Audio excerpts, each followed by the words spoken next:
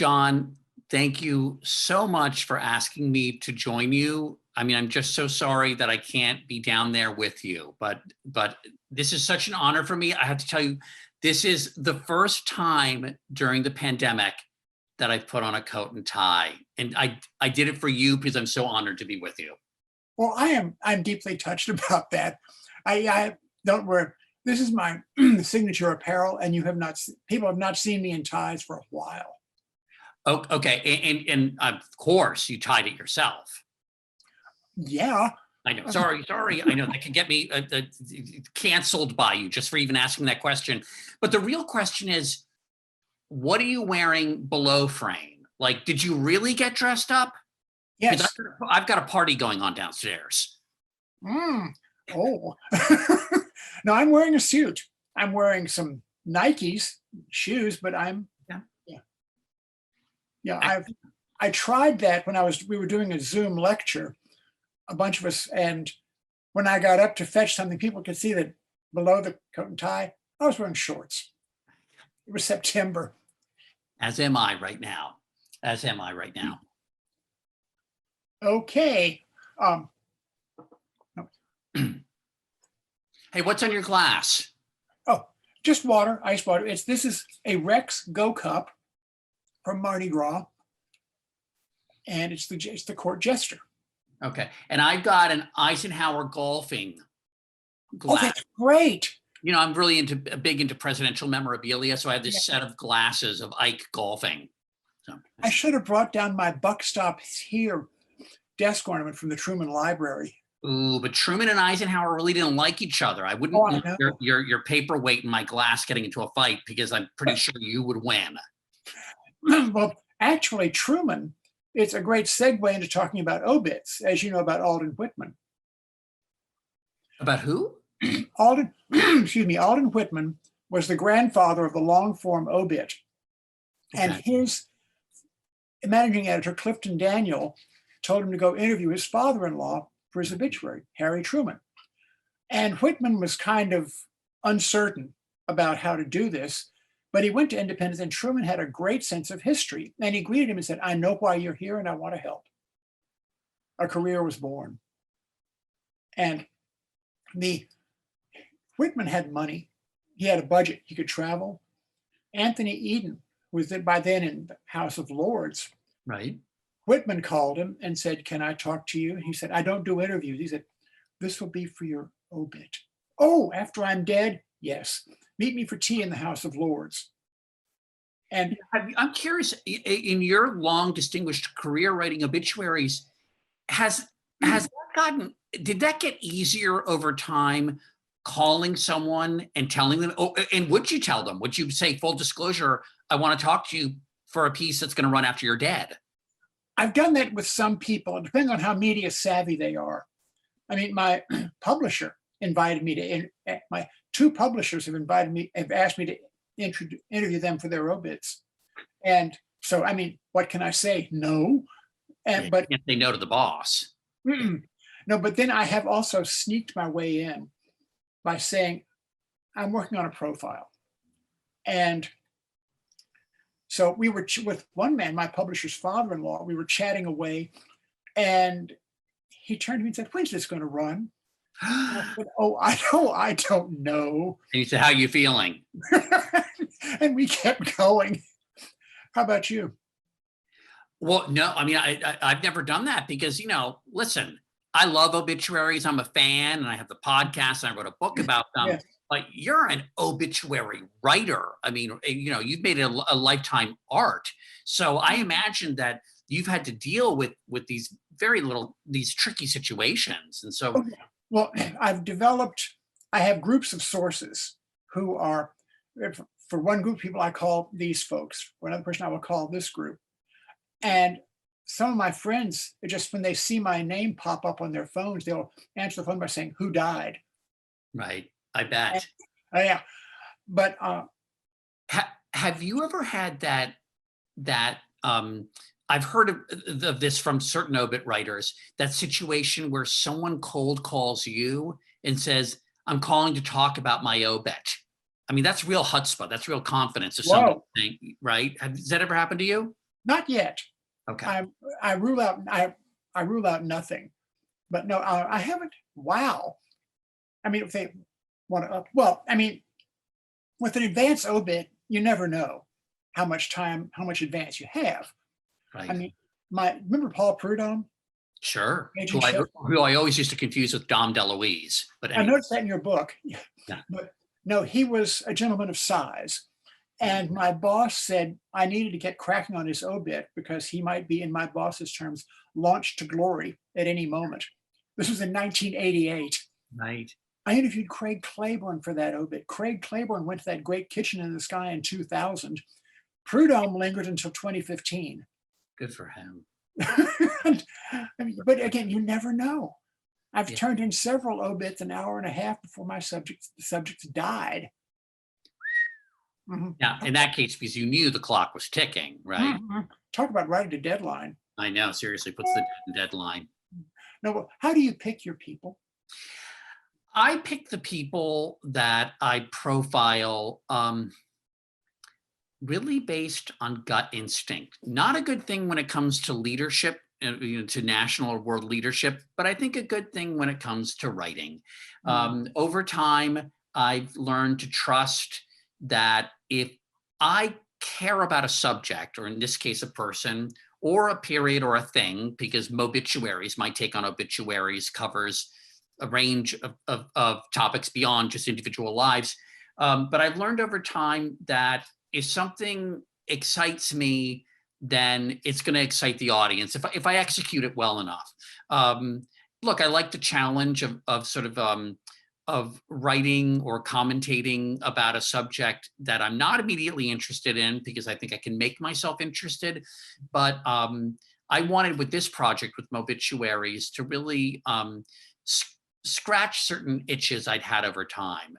So some of the people were people I had a very, very tangential personal connection to. For instance, I used to work at Macy's in Herald Square, one of the world's largest department stores after Gums, but Gums was in Moscow. They never had anything on the shelves, but I used to work there. I was selling fragrance, spritzing people basically. And Audrey Hepburn walked by my counter in 1992. And I remember how when she walked by this giant retail floor, usually bustling, without any announcement, just her mere appearance, the silence spread, kind of. If silence can spread like a wildfire, it did. Everyone the whole floor just came to a hush. And then I had no idea she was ill. I don't think the world knew she was not well at that time. But a few months later, she died.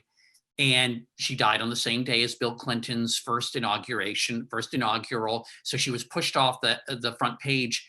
But I noticed through the years, as social media came in, a quarter century after her death, she still trended on Twitter. People had this great attachment to her. They still do.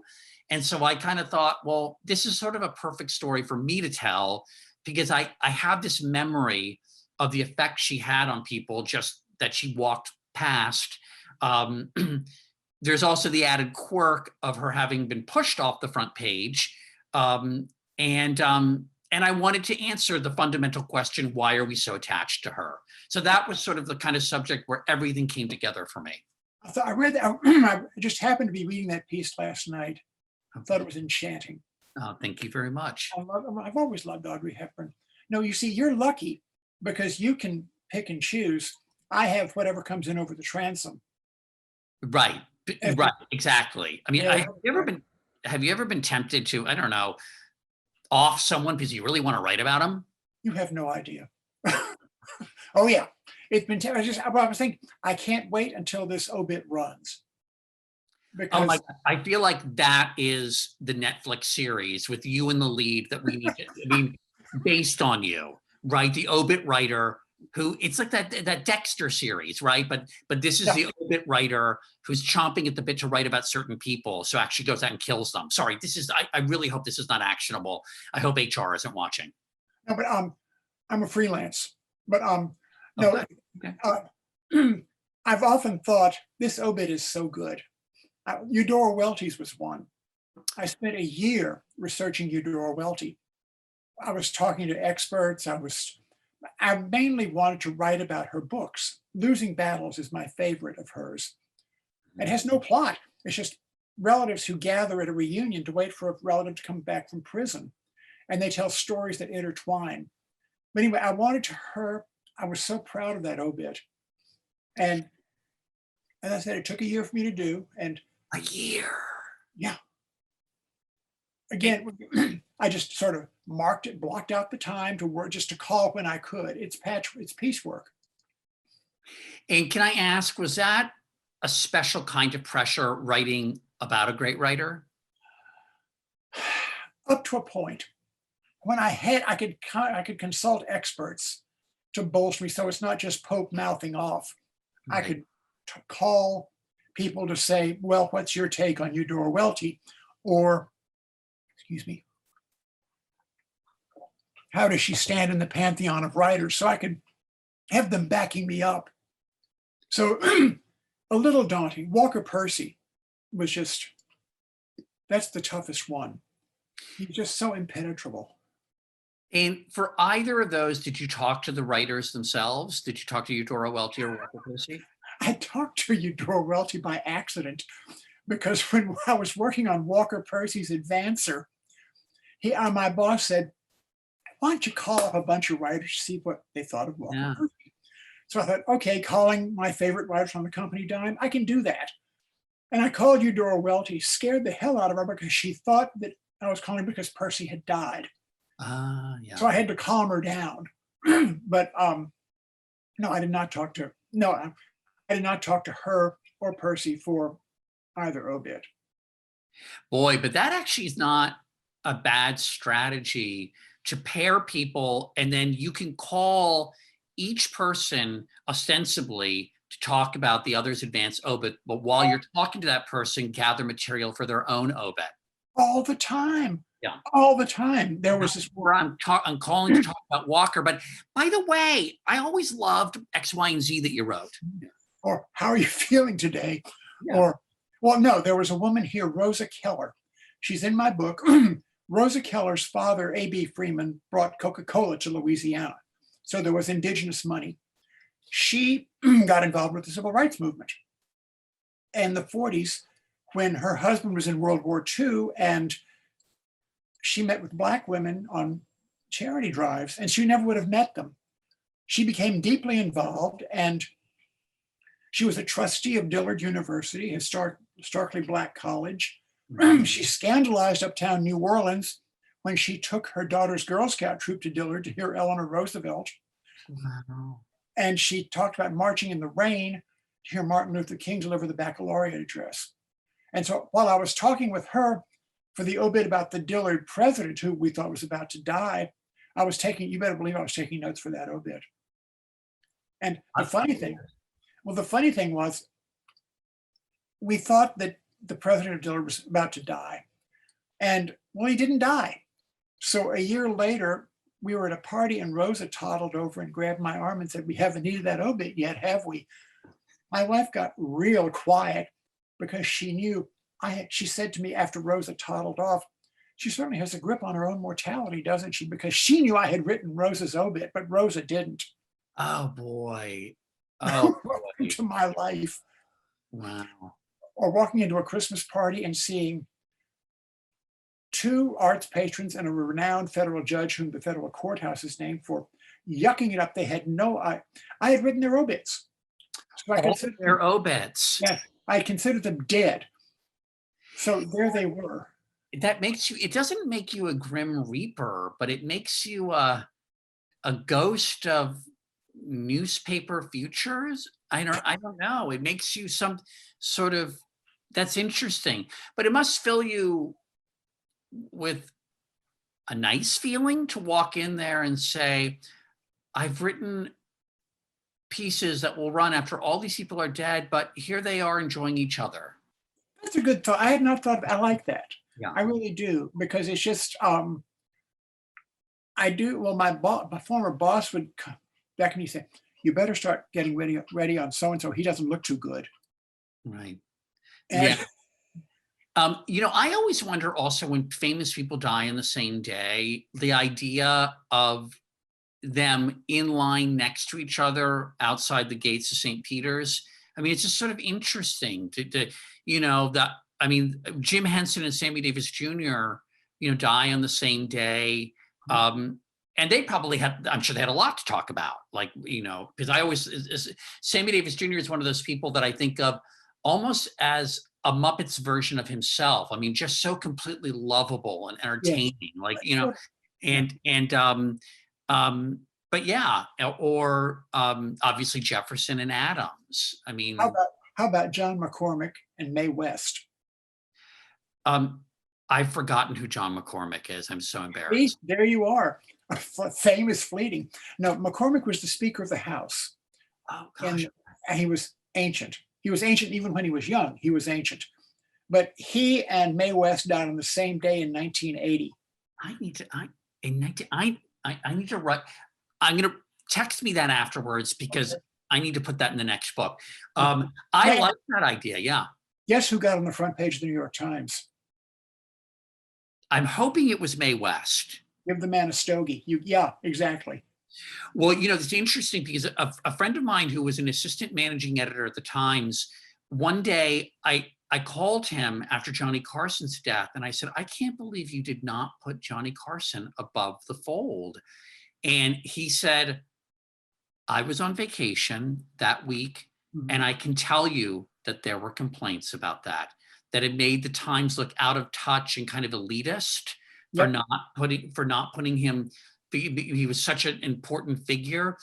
So I'm happy to know that they put Mae West on the cover. One of the worst things about the decline of print is I can't really speculate on who will end up above the fold or below the fold. It doesn't really matter anymore. It was one of my favorite games to play with my friend Lisa.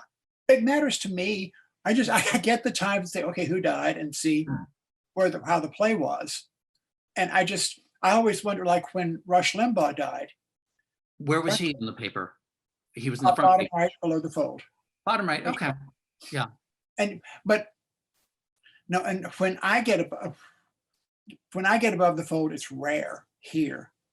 I did for Jim Garrison. I did for Carlos Marcello. And you got Jim Garrison above the fold. Good. Okay. Yeah. That's a big deal. And Leah Chase, great Creole chef. Ah, yes. We profiled her on Sunday morning. Yeah. Yes. I've got to get you there when you come to New Orleans. And Ella Brennan, the matriarch of Commander's Palace. Oh, I think, when did she die? 2018. I believe I met her. I believe right. And boy, she was a big deal. It also depends, obviously, when the person dies. Like this is, and I don't mean it all, I hope this isn't crass, but like I always wondered, remember years ago, Madonna fell off a horse. And I thought if she had died, which would have been horrible, they would have had to put her above the fold because Madonna dying after falling off a horse. I mean, it's such a big deal, right?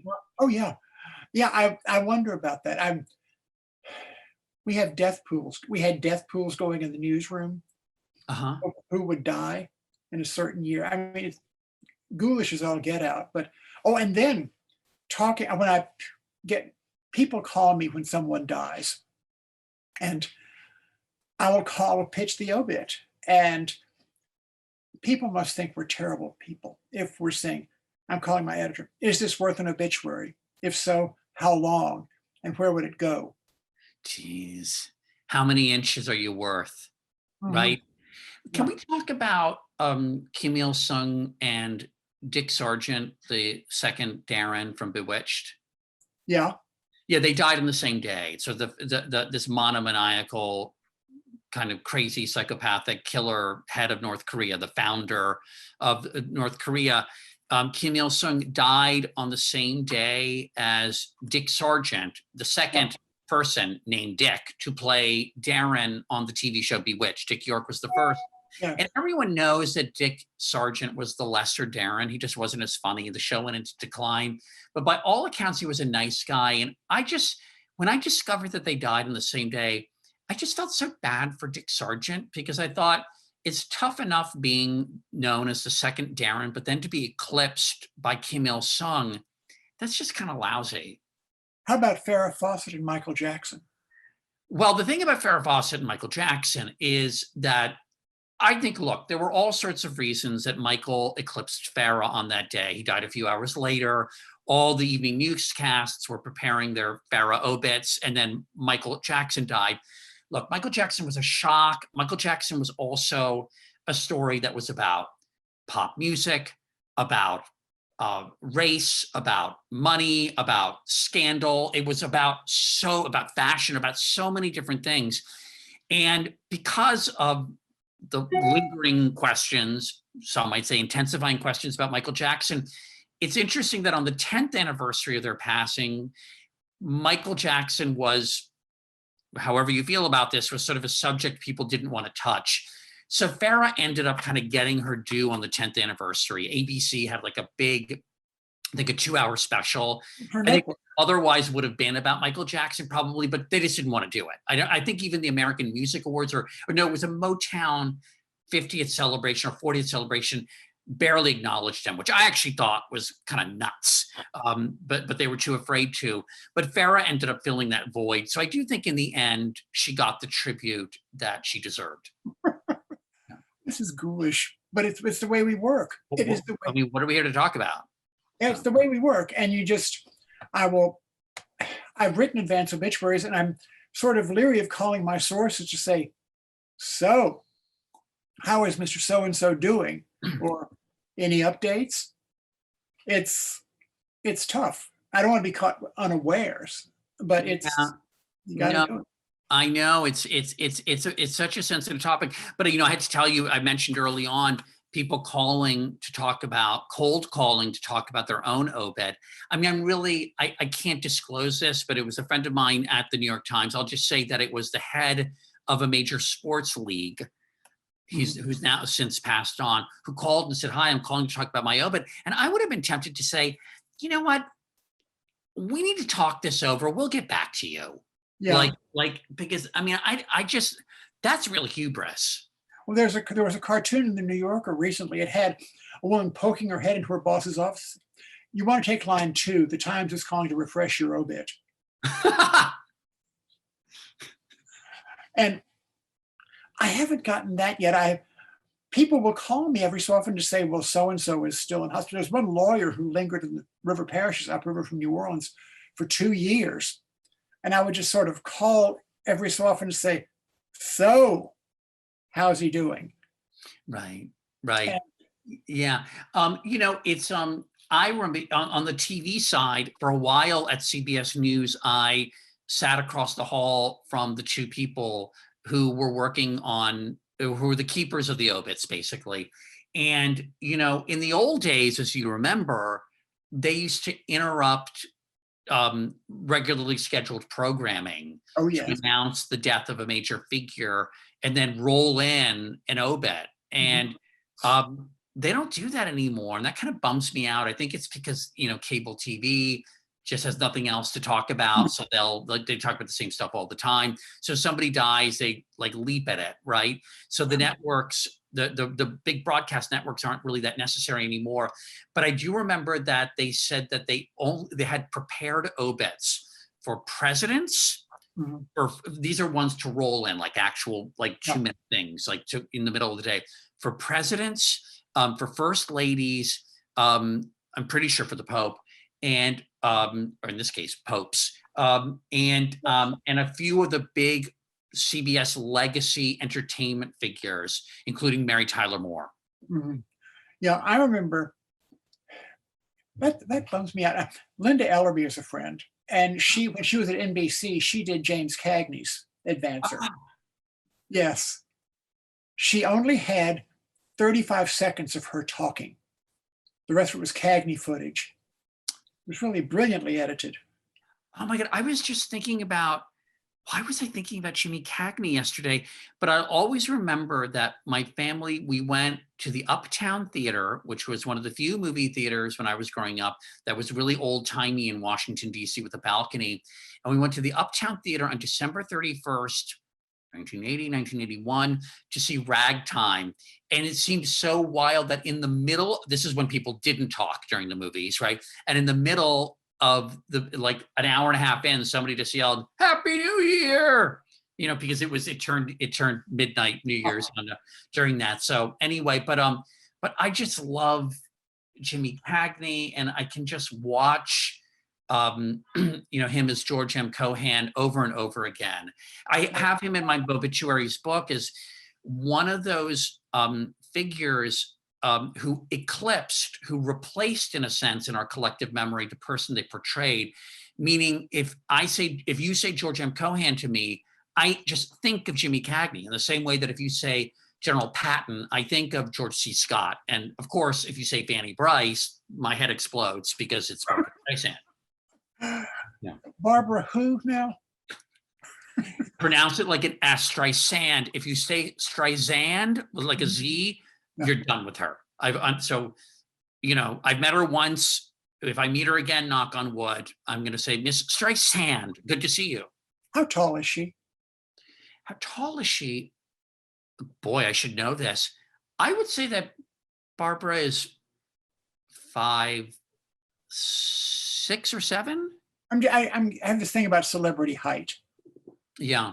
I was disappointed when Steve McQueen and Paul Newman did not measure up to in height standards. You met Steve McQueen? Yeah. And what was that like? Well, he and Ally McGraw were shooting The Getaway in San Marcos, Texas. It was the movie that broke up her marriage. And I was at the University of Texas, and someone said, there's a news conference in San Marcos with Ally McGraw and Steve McQueen. I said, we're done. We're out of here. So I loved her crooked teeth. But then I'm a fan of crooked teeth, but yeah.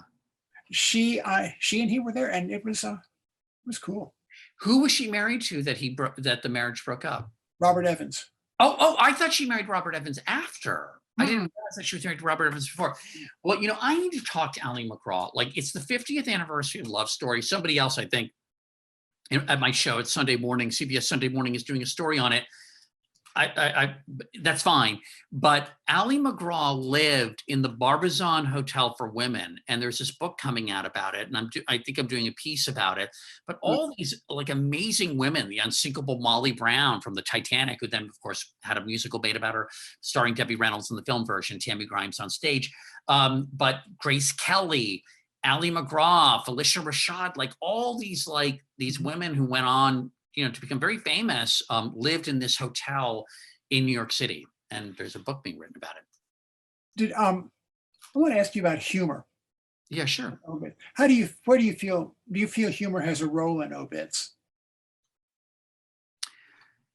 Oh, sure. And I'm trying to think of a good example. It's not maybe raucous humor. Yeah. But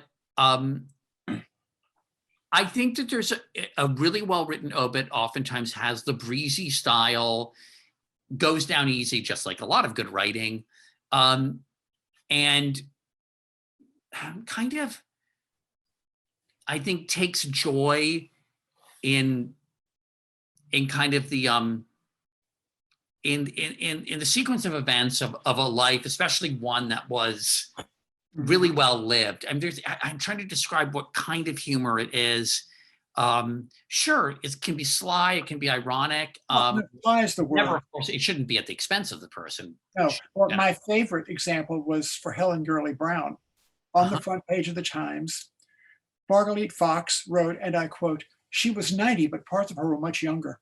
Very funny. I love that. That's wonderful. Well, there was a saloon keeper here named Bud Ripple, and RIPOLL. He had this bar in the Upper Ninth Ward. There was this haunt for politicians and jocks.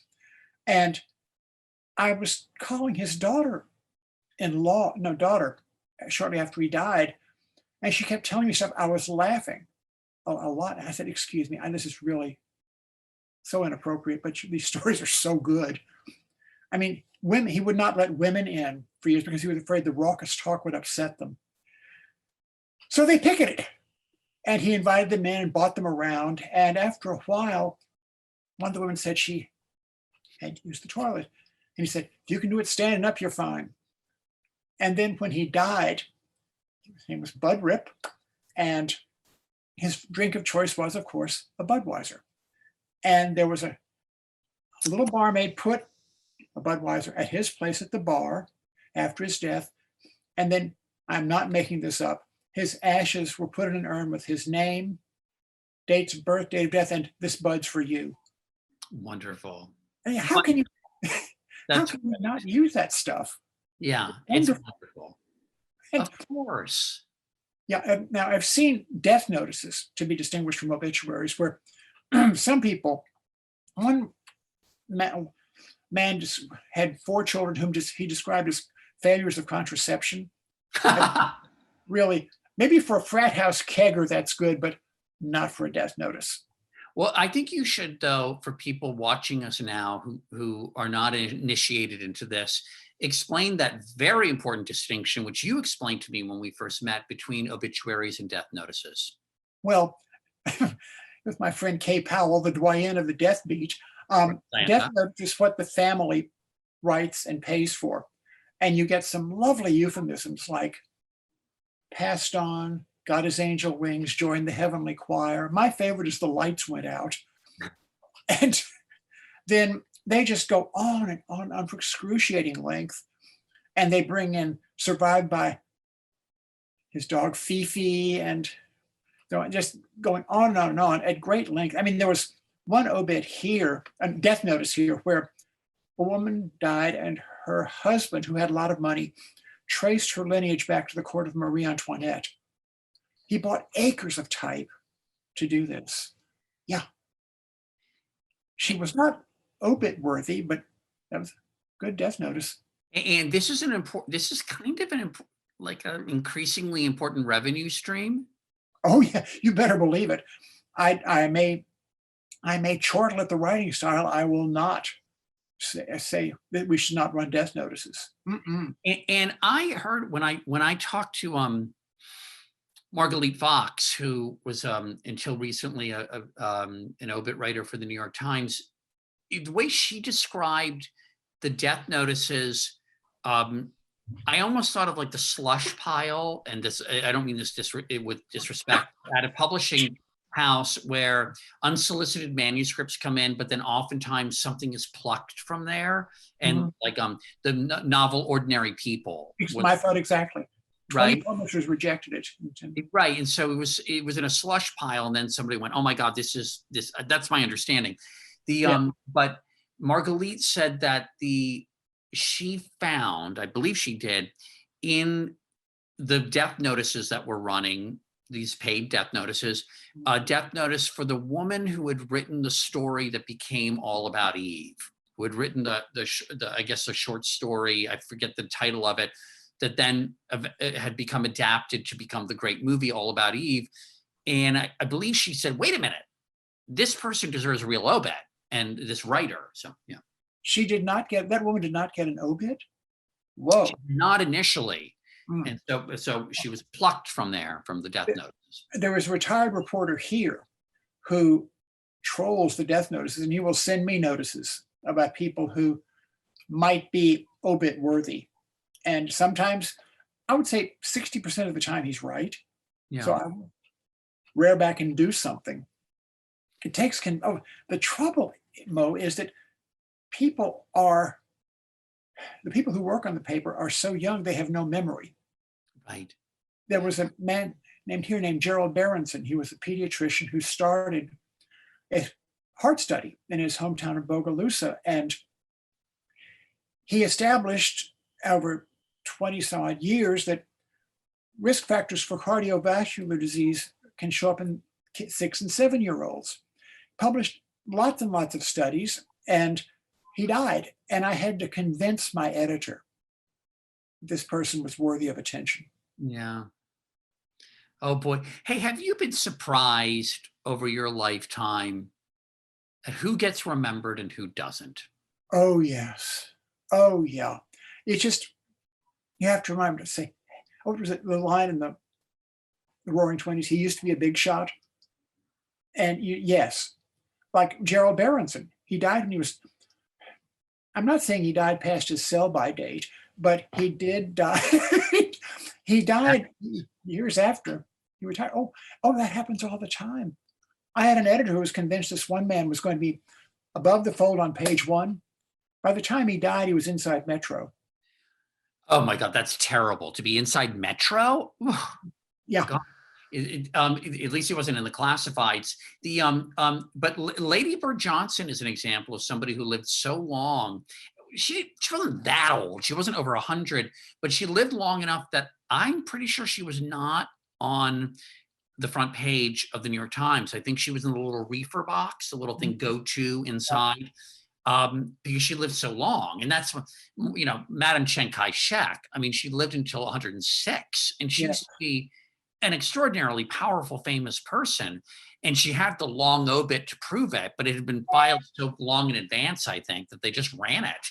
But the few people that read it, probably thought she had already died. It's a great obit. I love it. Yeah. Well, Lady Bird Johnson went to the University of Texas, and she was a proud alumnus. And I knew her. And when I was at UT, I covered an awards dinner, awards lunch she gave for beautification, and that's where I met the former president. And no, she was just a dear soul. She was the only regent who cared about students. Wow. Well, I'm going to do, there's a new book coming out on her, and I'm going to do a piece about it. Listening to the audio tapes of Lady Bird Johnson, I mean, that accent is so great. Mm-hmm. Like, I just love her vowels. She was a wonderful person. Yeah. When I did a 3-part series about libraries, and if you can imagine irate librarians marching on the Board of Regents, demanding women, they got $375,000 just like that.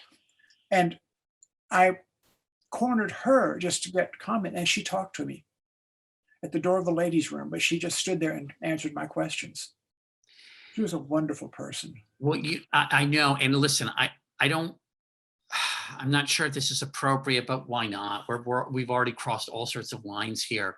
When I was growing up, I remember my father saying a few different times, Lady Bird Johnson, well, now that's an attractive woman. She's more attractive than Jackie Kennedy.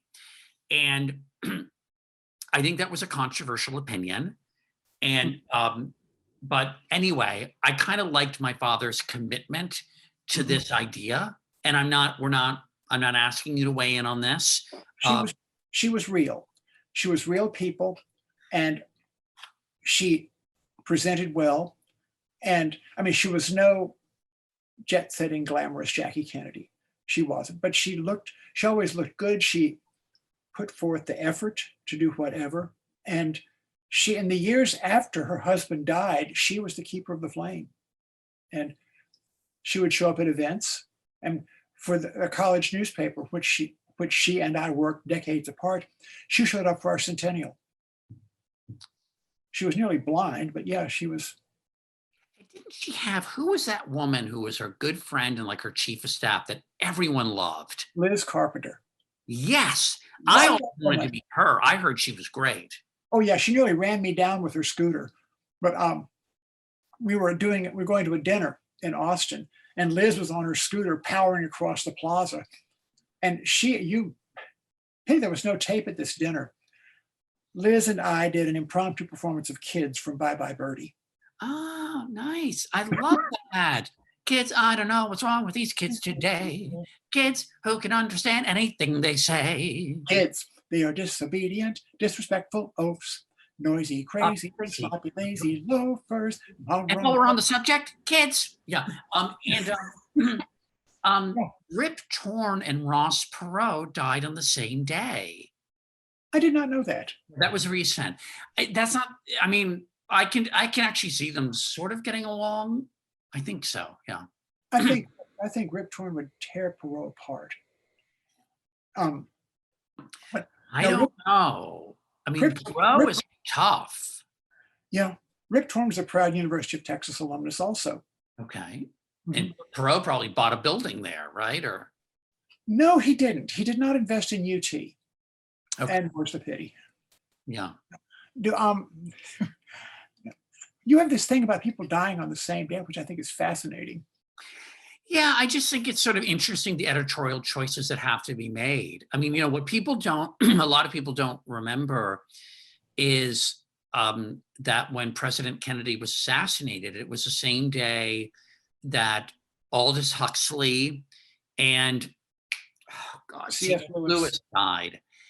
And I've always wondered, it's very hard to ascertain this, but I've always wondered, how long was it before people realized that C.S. Lewis, I mean, the public, I'm serious, that the public realized that C.S. Lewis or Aldous Huxley had died, because it was such trauma, the assassination. So was there just a blackout of other news? Nothing else mattered. Yeah, yeah. I was in high school, and that whole weekend was just in front of the television. And I mean, nothing, there was no other news. Mm-hmm. I mean, who knew what might happen?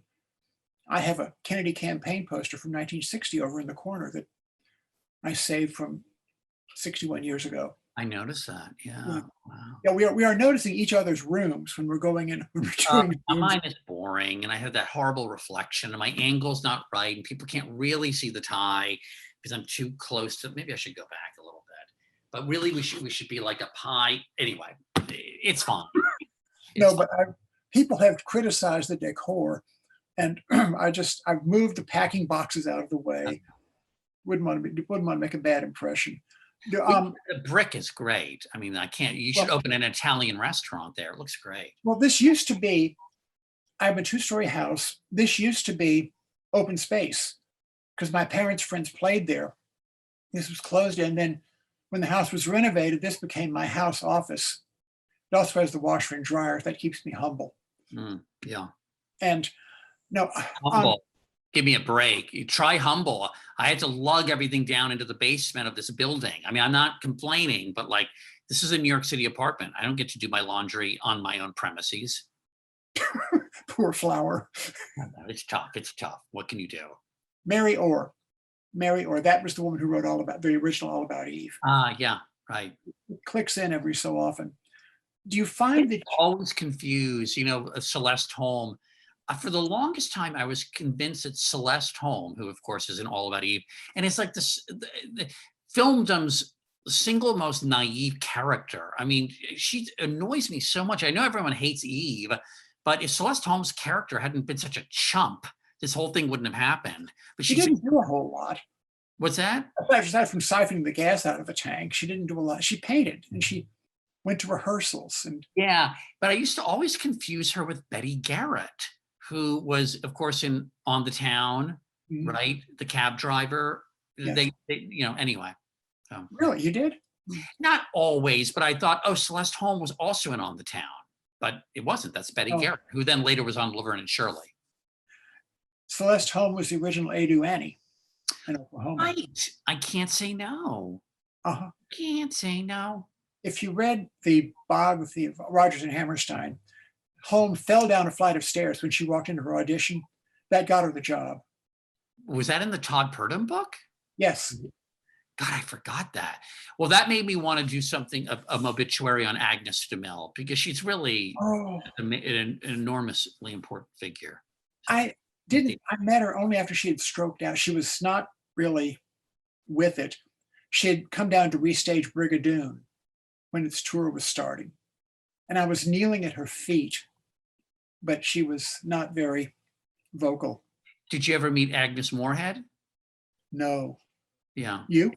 No, I didn't. But I interviewed one of the few surviving writers, a woman writer, which is a big deal for a sitcom in the 60s, a woman named Lila Garrett, who still has a radio show out in LA. And she had written on Bewitched when I was doing a obituary on the two Darrens. And she said that Agnes Moorehead was a tough cookie. She used another word, but yeah, anyway. Yeah. Well, do you remember the Twilight Zone in which she appeared? Which solo? There were these noises in her house and she was chasing them. She was almost non-vocal, but it turned out that at the last end, when she smashed this craft, these were people from Earth who were on another planet, and she was the person on the other planet.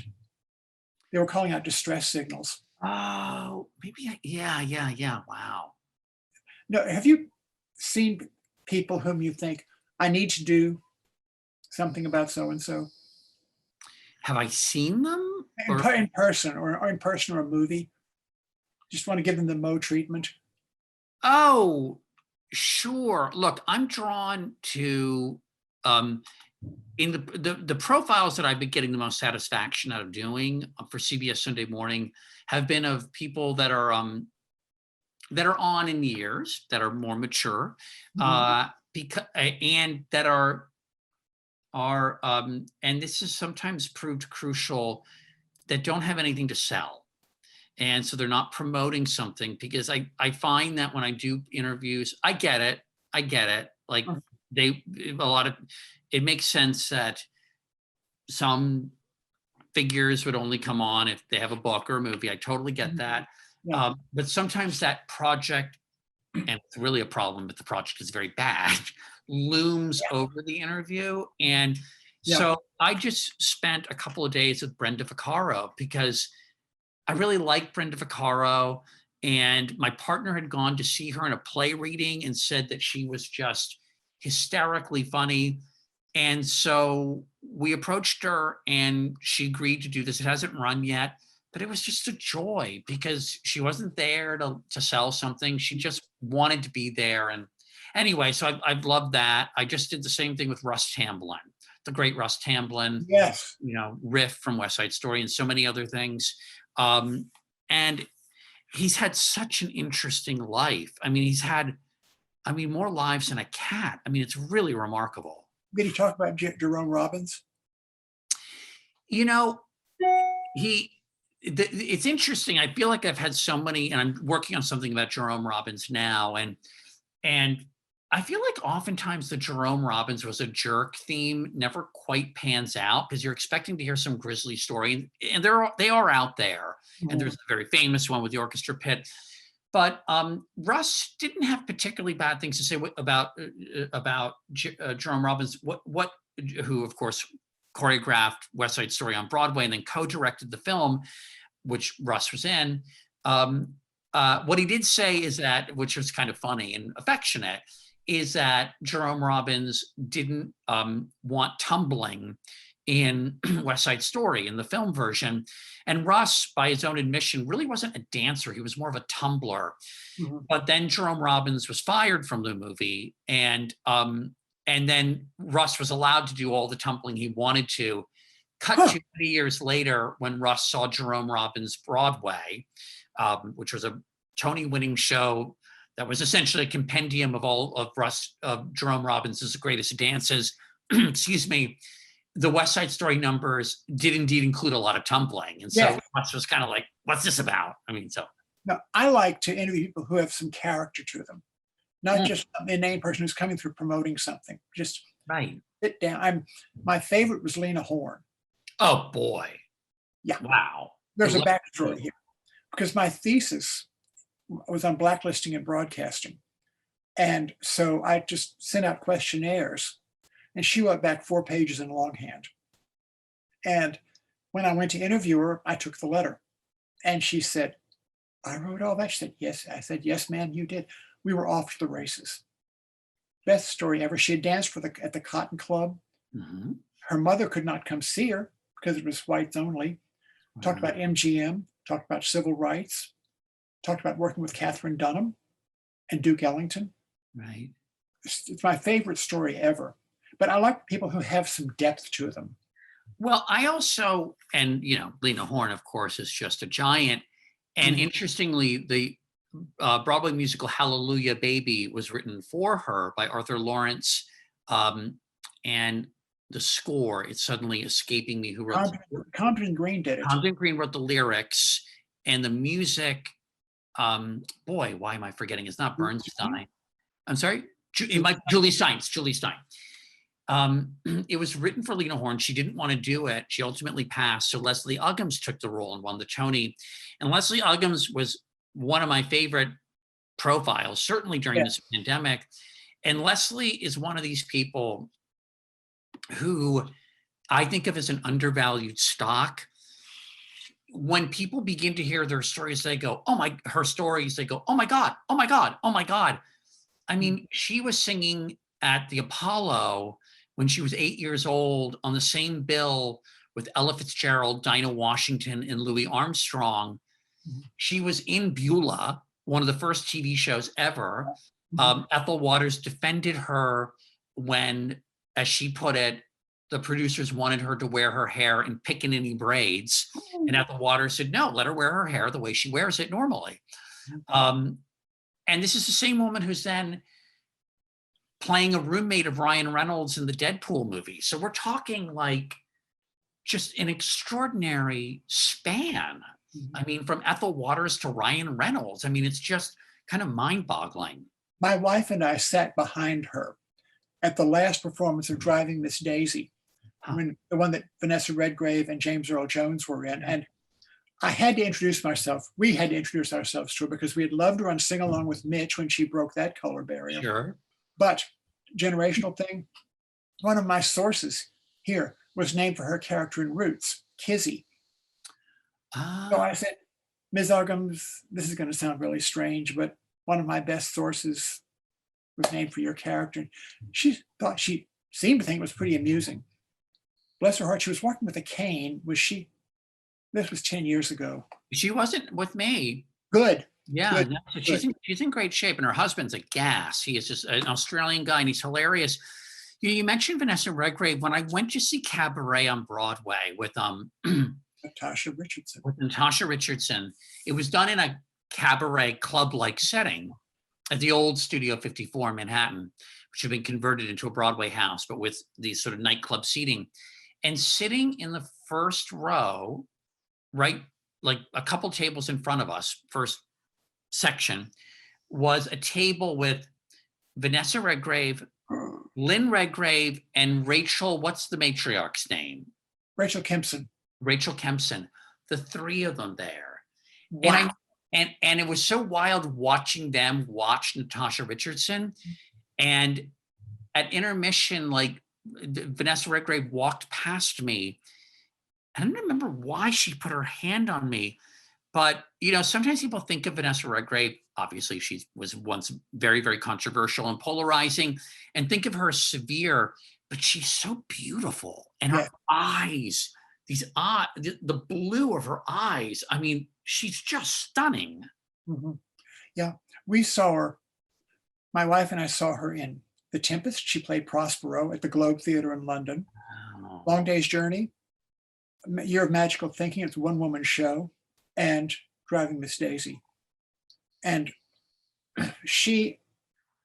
Molly Ivins, political commentator, a great friend of mine. Molly had died 3 months before we saw it, but Ivins and Redgrave were about the same height. And when the curtain came down and Vanessa Redgrave appeared, she looked just like Molly Ivins, the same kind of clothing. And I was just in the third row going,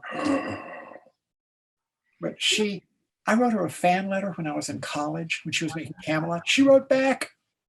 Do I need to go back and watch? I feel like I've only seen Camelot in pieces. Do I need to watch the whole movie? No. The only good thing that came out of that was her union with Franco Nero. Right, they married. And I didn't realize that they married after that. I didn't know if they were married before that. No, I'm sorry. There was no. Don't. That musical is just. I was Merlin in a summer stock production. It's one of those musicals where it's got such a gorgeous score, but the book scenes are so long and ungainly. It's just you were Merlin. Yeah, I was Merlin, right? Yeah, I was Merlin. Yeah. You youthened. Right, that's right. Like pre-Benjamin Buttons. Yeah. Yeah. No. Now Natasha Richardson in Cabaret and in Closer, she could portray loss with her eyes so well. It was just when she was singing the title song of Cabaret, which to me, I mean, forget Liza Minnelli. This was the real thing with Richardson. And I was just looking at the loss she was conveying by not doing much. It's such a hard role to play because I'm sure the temptation is to knock that song out of the park, but Sally Bowles is talentless. Exactly. So, right? And so I'm sure the temptation is to really belt it, but and look, I mean, the movie is directed so beautifully. And, Mhm. Yeah. I'm thinking about doing an obituary since we're talking about Bob Fosse in a sense, because we're talking about the movie of Cabaret. And I was just watching on YouTube, the 1975 Tony Awards.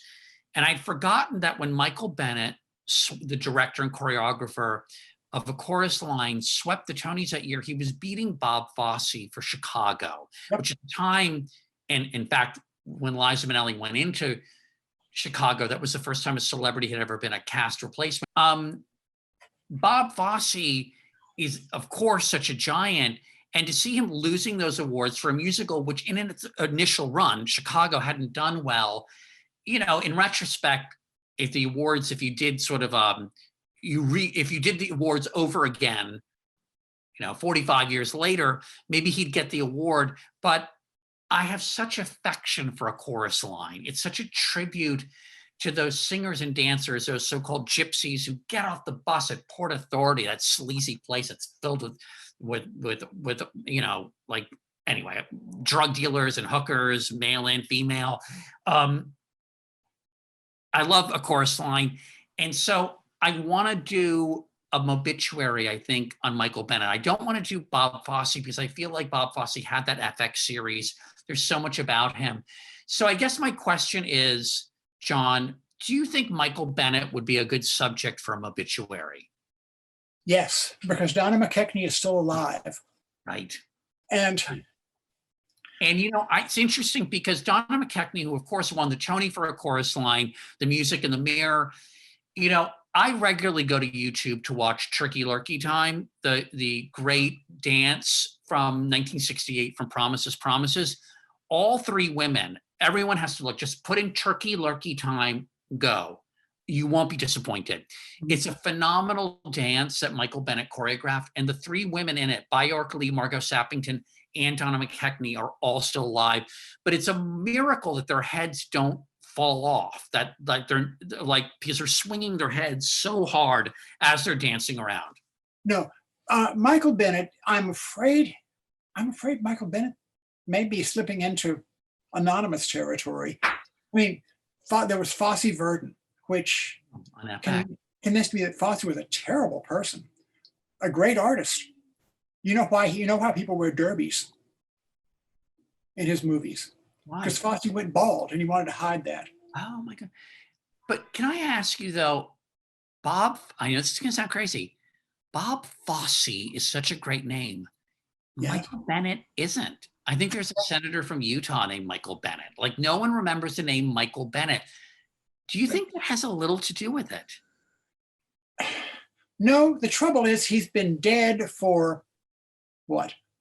Almost 30 years, 30 some odd years. And he had A Chorus Line, which I saw, original cast, Dreamgirls, ditto, then and then Ballroom, and that was it. And there's no foundation, and there's no, I mean, yes, he was HIV positive, and he was married to Donna McKechnie, and I'm glad she's healthy.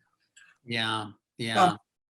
Actually, Michael Bennett was the story of you may recall that he was ill in, I think, Arizona or New Mexico. He was hiding out, and someone finally tracked him down because there was a rumor indeed that he had AIDS. And so the reporter found him, and then someone got to the reporter and said, well, you really shouldn't be printing this because his mother doesn't know. And the reporter said, we are not responsible for bad communication within families. Jeez, that's really harsh. But no, go for it, because Bennett was tough. I saw Follies on Broadway, which was just the original. Right. Mm-hmm. And was it amazing? Beyond amazing. Yeah, I was an intern that summer. I saw that and No, Nanette and Sleuth all in one intense weekend. But his choreography was so good, and he had have you seen Follies? I saw the revival with Bernadette Peters, and I love the score. Well, the ghost figures who shadow the contemporary folks.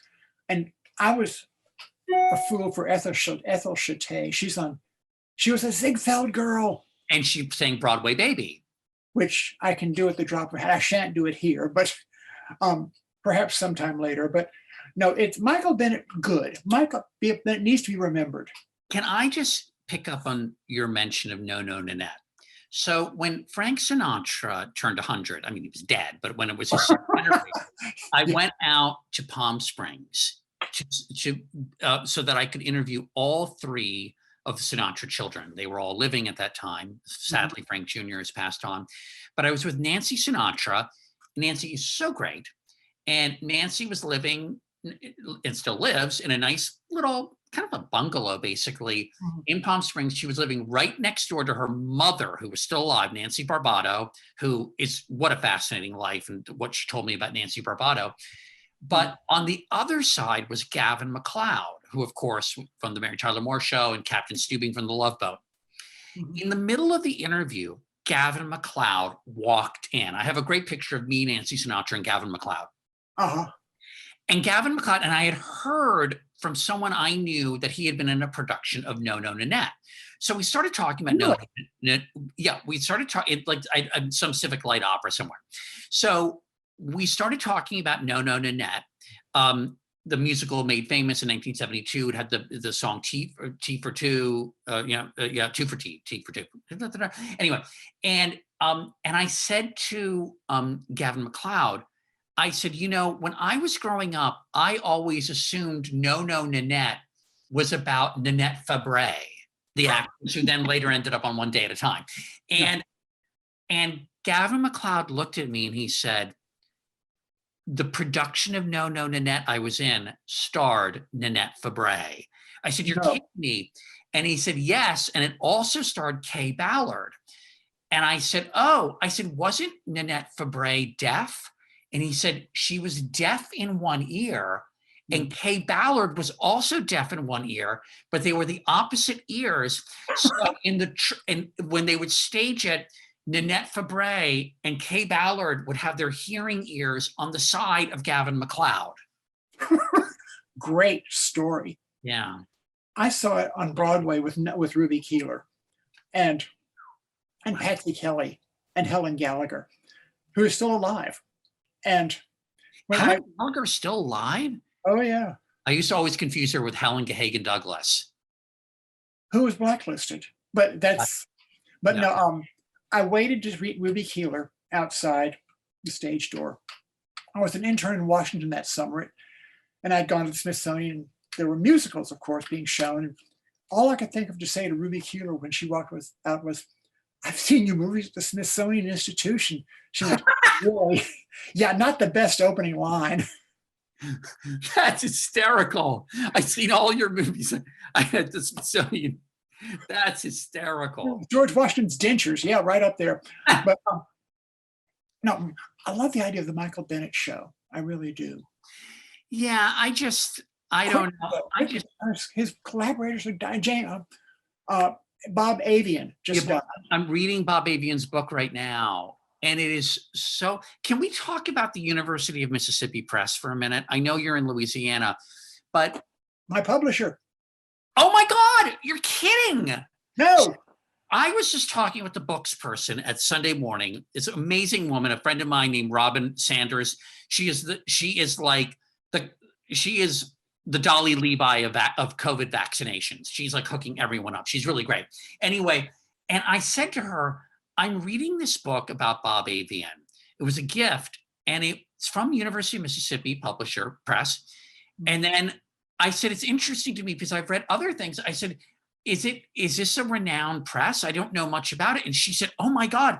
She said, we're doing a story on the new Bob Hope book.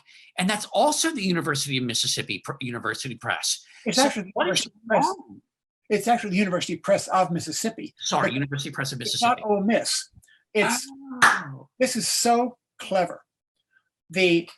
All of the universities, state-run universities in Mississippi, they sort of like tithing.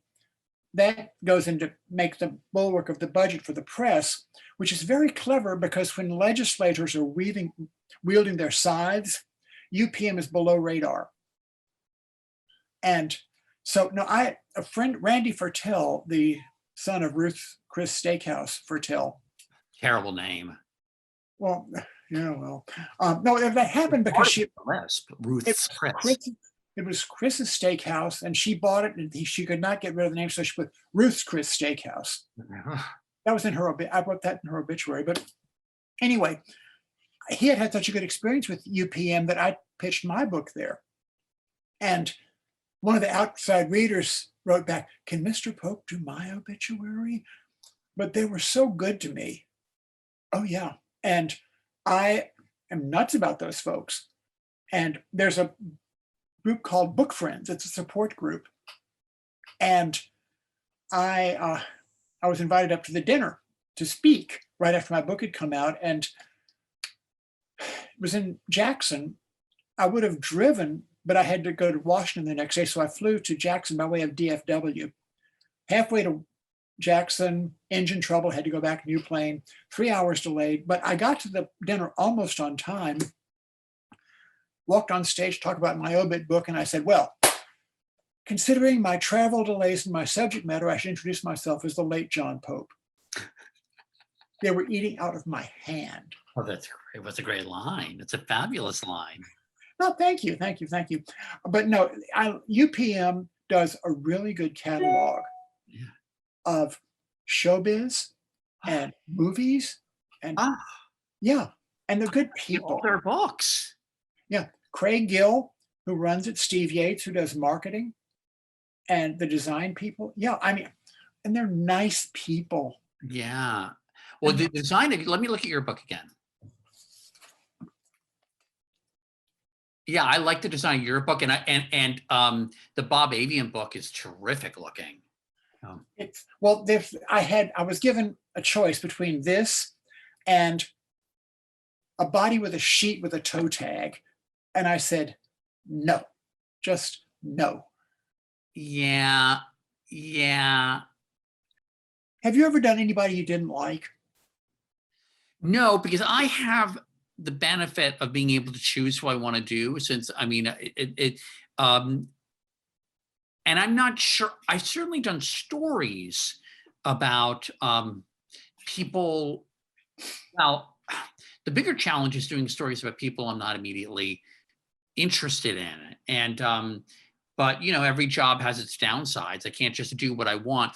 But in terms of the Mobituaries podcast and the book, I didn't set out to only do people I liked, but it turned out that I had affection, respect, or outright love for everyone I did. I didn't love everyone, but I was genuinely fascinated and interested.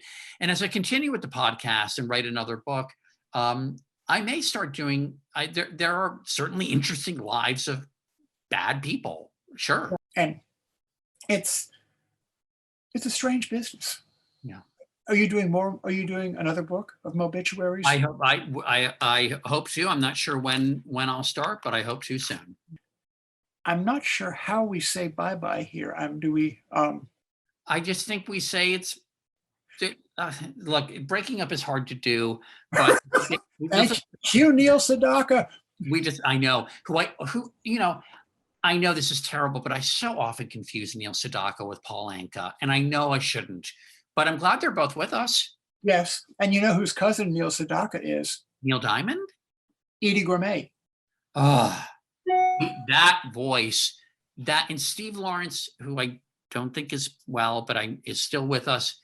But Edie Gourmet, the thing people have to understand is, as great as Steve and Edie were together, and they were great, and she's solo and unleashed, holy mackerel. I mean, what a voice. When the sun comes out. So, I mean, it's just a voice, Edie Gourmet. Yeah, no. Well, my favorite in that category was Cheetah Rivera. Well, I love Cheetah, and I'm friendly with her, and I profiled Cheetah, yeah. I used to write for Variety, and she did a nightclub act here. I was reviewing it. I was on a ringside table, and I went to interview, and she said, "You're the one who's taking all those notes." I said, "Yes, ma'am." And I just loved her.